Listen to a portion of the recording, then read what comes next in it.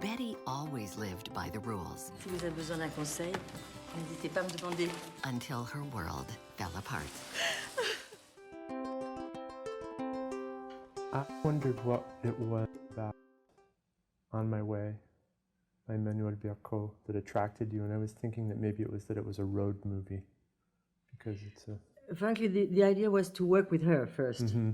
We had met, and I knew her cinema, and I liked her as a person, so we said that we would like to work together. Mm-hmm.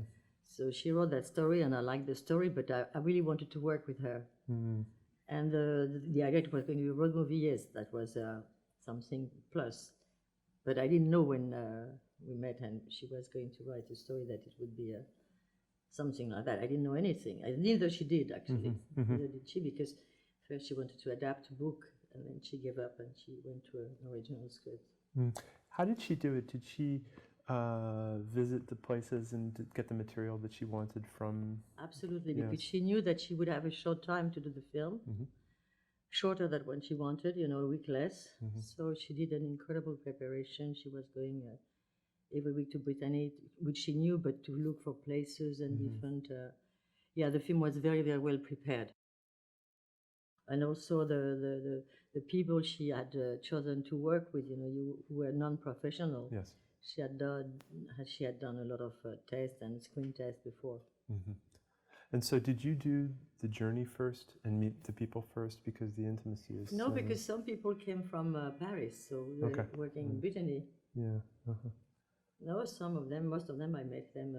Yes, the young man, Marco, I did a screen test with him in Paris before.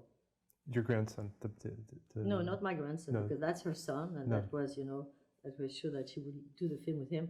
No, I'm talking about the man I have an affair with, Yes. at the motel.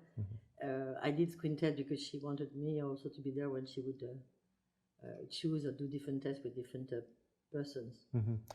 Well, there's a freshness to it in your encounters with the places and the people, and I would imagine that was part of the fun of filming it. Yeah, and I thought it was charming, to work like that, because the rhythm was difficult, but the situation and the places and the people, it was nice. It was nice and full of energy. It was really nice. Mm-hmm.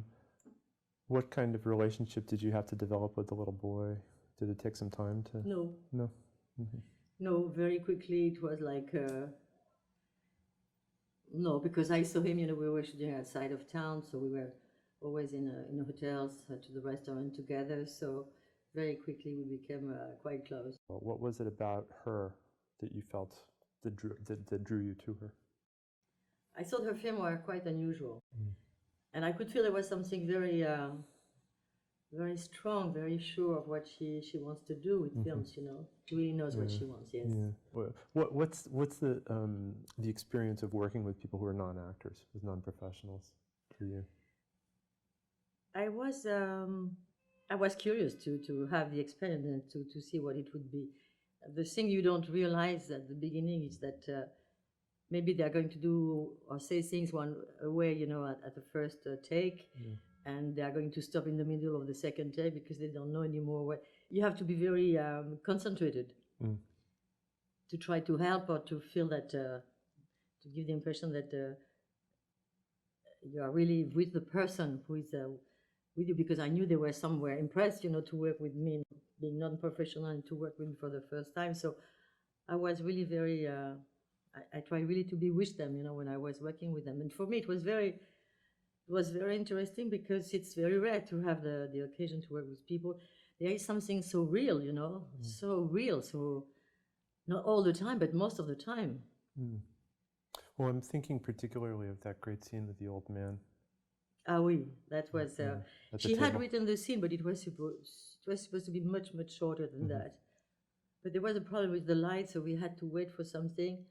And I started to talk with the man because he didn't know who I was. And he's an old peasant, Britannic peasant. He didn't know who I was. He knew we were going to do a scene with him, but he didn't know too much about it.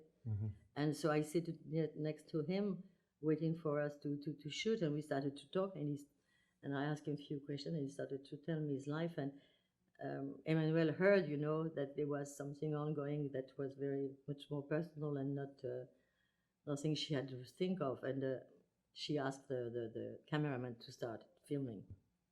That's very unusual that Yeah. moments like that can happen in film. Yeah, very rare. Mm. Yeah, something very, very touching. Mm. And the scene with the women in the bar is They also... are non-professional actors too. Yeah. Yeah. They came from Paris. She has chosen them in Paris. Yeah. Mm. Yeah. But at the same time, while there's something fresh and unpredictable about the film, then it also ends in almost like a fairy tale. Yes, it's true. Mm. But she always wanted, it's true, it's really the word, unpredictable. That's what she wanted more than anything, I think. Mm-hmm.